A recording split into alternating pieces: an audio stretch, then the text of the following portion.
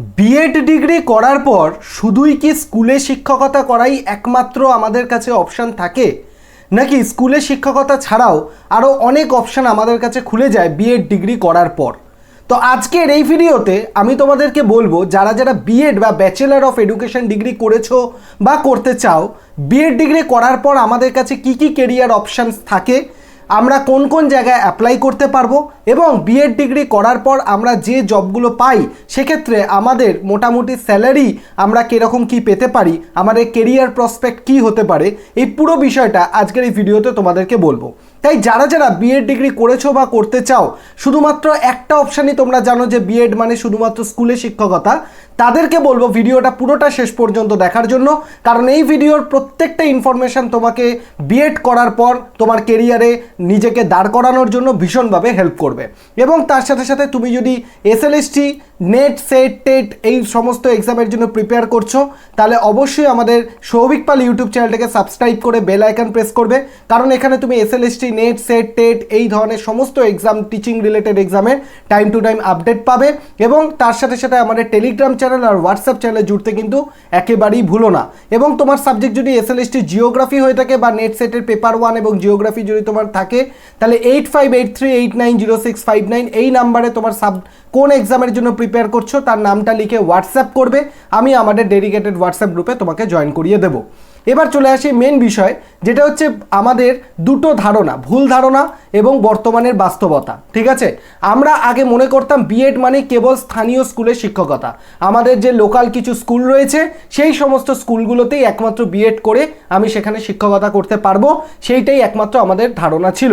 কিন্তু বর্তমানে শিক্ষকতার যে প্রফেশনটা রয়েছে সেখানে হয়তো অনেক দিন ধরে পরীক্ষা হচ্ছে না, রিক্রুটমেন্ট ঠিকঠাক হচ্ছে না। তাই এই সমস্ত পরিস্থিতিতে বিএড ডিগ্রিটা কি আমার জলাঞ্জলি যাবে? বিএড ডিগ্রিতে কি কোনো কাজে লাগবে না? একেবারেই নয়। বর্তমানে বিএড ডিগ্রি করার পরেও কিন্তু তোমার কাছে আরও অনেক অপরচুনিটি খুলে যায়। যেমন হচ্ছে, বিএড হলো একটি গ্লোবাল এবং কর্পোরেট পাসপোর্ট। মানে তোমার যদি এখন বিএড ডিগ্রি করা থাকে, তুমি শুধুমাত্র দেশেই নয়, মানে কেবল তোমার লোকাল এরিয়ায় নয়, ন্যাশনাল প্লাস ইন্টারন্যাশনাল বিভিন্ন স্কেলে কিন্তু তুমি বিভিন্ন জব অপরচুনিটি পাবে। এবং বিভিন্ন প্রাইভেট বা কর্পোরেট সেক্টরগুলোতেও কিন্তু তোমার জব অপরচুনিটি বেড়ে যায়। এবার কোন কোন সেক্টরে সেগুলো বাড়ে সেগুলোই আজকের ভিডিওতে তোমাকে পাই টু পাই বা টাইম টু টাইম সেগুলো আমি বলতে থাকবো। প্রথম আমি তোমাদের বিএড করার পর সরকারি সেক্টরে, গভর্নমেন্ট সেক্টরে কী কী অপরচুনিটি রয়েছে সেই জিনিসটা যদি তোমাদেরকে আমি বলি, সেটা দেখে নাও। বিএড করার পর দুটো অপশান তোমাদের মধ্যে থাকে, একটা সেন্ট্রাল গভর্নমেন্ট আর একটা হচ্ছে স্টেট গভর্নমেন্ট। তো তোমরা বর্তমানে জানো স্টেট গভর্নমেন্টের রিক্রুটমেন্ট প্রসেসে একটু ঢিলেমি রয়েছে। স্টেট গভর্নমেন্টের নতুন সরকার তৈরি হয়েছে, আগের সরকার সেইভাবে রিক্রুটমেন্ট করেনি, তাই বর্তমানে রিক্রুটমেন্ট হওয়াতে একটু দেরি হচ্ছে।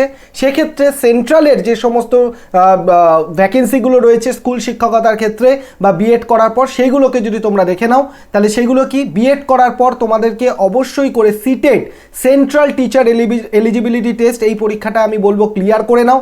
কারণ এই পরীক্ষাটা তুমি যদি একবার ক্লিয়ার করে নিতে পারো বিএড করার পর, তার সাথে সাথে তাহলে তুমি কি পাবে, কেভিএস, এনভিএস, ডি, ট্রিপল-এসবি এই ধরনের যে পরীক্ষাগুলো রয়েছে বা এই ধরনের যে স্কুলগুলো রয়েছে, যেগুলো ন্যাশনাল স্কুল বা আমাদের সর্বভারতীয় যে স্কুলগুলো রয়েছে, সেখানে একজন পিআরটি টিচার, টিজিটি টিচার এবং পিজিটি টিচার হিসেবে কিন্তু জয়েন করতে পারবে। পিআরটি টিচার মানে primary school teacher, TGT teacher মানে 6 to 8 টিচার, আর পিজিটি টিচার মানে হচ্ছে আমাদের 11-12 টিচার। ঠিক আছে, তাহলে পিআরটি মানে প্রাইমারি, টিজিটি মানে হচ্ছে 9-10 পর্যন্ত, আর পিজিটি মানে হচ্ছে আমাদের 11-12 যে টিচার, সেই 11-12 টিচারের জন্য তুমি অ্যাপ্লাই করতে পারবে। মাথায় রাখবে যে টিজিটি টিচারের জন্য কিন্তু গ্র্যাজুয়েশন প্লাস বিএড হলেই হবে, কিন্তু পিজিটির জন্য কিন্তু মাস্টার ডিগ্রি থাকাটা দরকার, সাথে বিএড ডিগ্রিটা দরকার।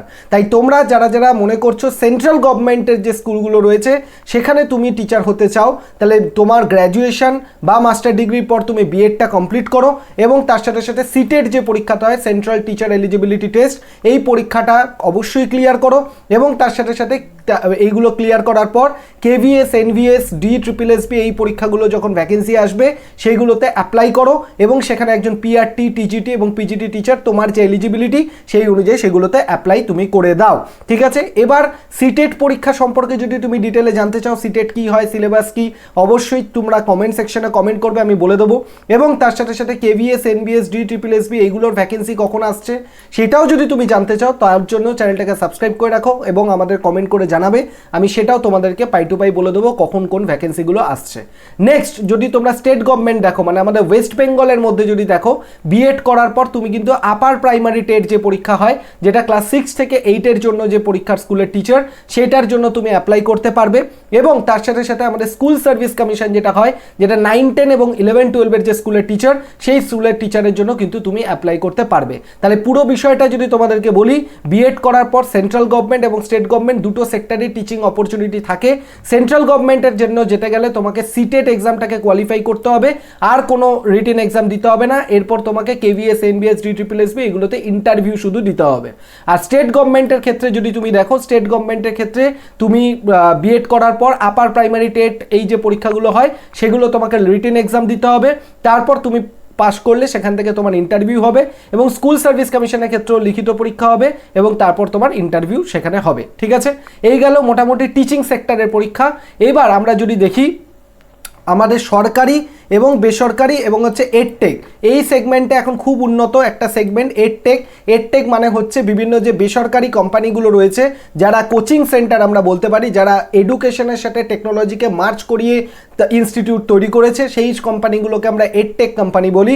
সেখানেও কিন্তু তুমি বিএড করে থাকলে সেখানেও তুমি কিন্তু পড়ানোর সুযোগ পেয়ে যেতে পারো। এক্ষেত্রে তুমি যদি সরকারি স্কুলে পড়াও, সরকারি টিচার হও, তাহলে অবশ্যই তোমার নিরাপত্তা থাকবে, তুমি রিটায়ারমেন্ট অবধি তোমার গ্যারেন্টি চাকরি থাকবে, তুমি কোনোভাবে তোমার চাকরি চলে যাবে না যদি তুমি কোনো খারাপ কাজ না করে থাকো। বেসরকারি ক্ষেত্রে তোমার কি হচ্ছে, বেসরকারি স্কুলে যদি তুমি টিচার হও, তাহলে সেখানে মাঝারি ধরনের তোমার নিরাপত্তা থাকবে, এবং এডটেকের ক্ষেত্রে সম্পূর্ণ নির্ভর করছে তোমার কাজের ধরনের ওপর। তুমি যদি ভালো কাজ করো, তোমার পারফরমেন্স যদি ভালো হয়, তোমার প্রমোশনও কিন্তু ধীরে ধীরে বাড়বে।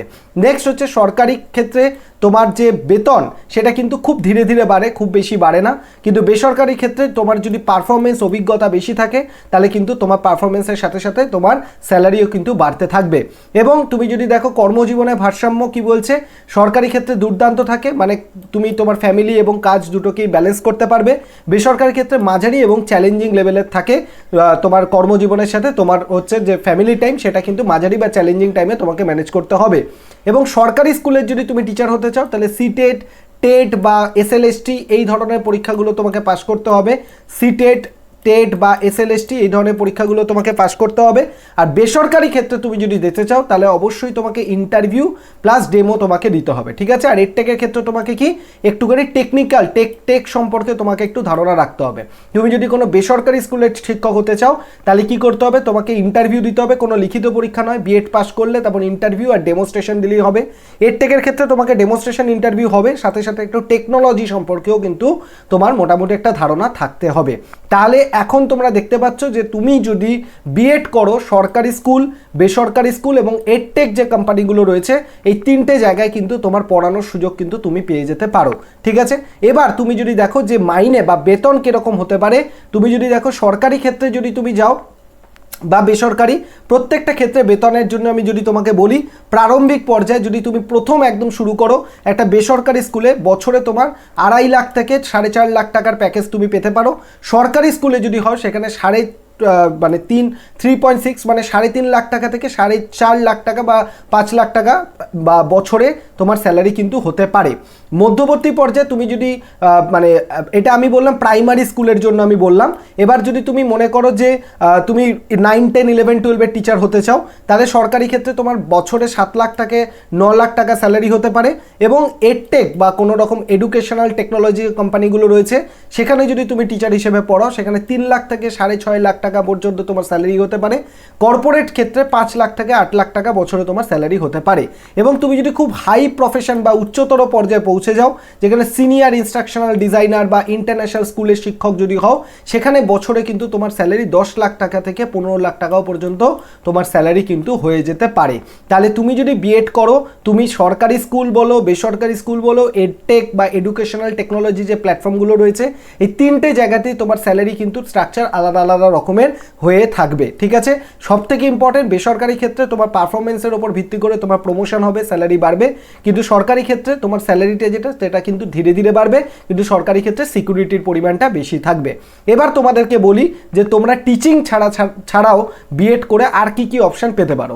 তোমরা যদি মনে করো যে তোমরা কেউ বাংলা বা ইংলিশের টিচার বা ল্যাঙ্গুয়েজ টিচার, তাহলে অবশ্যই তোমরা ল্যাঙ্গুয়েজের ওপর কিন্তু বিভিন্ন কাজ করতে পারো। যেমন ধরো তুমি যদি তোমার সাবজেক্টে বিএড করে থাকো, তাহলে অনেক সময় ল্যাঙ্গুয়েজ প্রফিসিয়েন্সি বা বাংলা সাবজেক্ট ধরো বাইরে যারা থাকে বাংলা সাবজেক্টটা শিখতে চায়, সেরকমভাবে অনেক ওয়েবসাইট রয়েছে যেখানে তুমি ল্যাঙ্গুয়েজ কিন্তু শিখিয়েও পয়সা উপার্জন করতে পারো। ওয়েবসাইটে ঢুকবে, সেখানে ঘন্টায় তুমি পড়াতে পারবে, তোমার সাবজেক্টটা তাকে শেখাবে, তোমার ভাষাটাকে শেখাবে, সেখান থেকে তুমি কিন্তু উপার্জন করতে পারবে।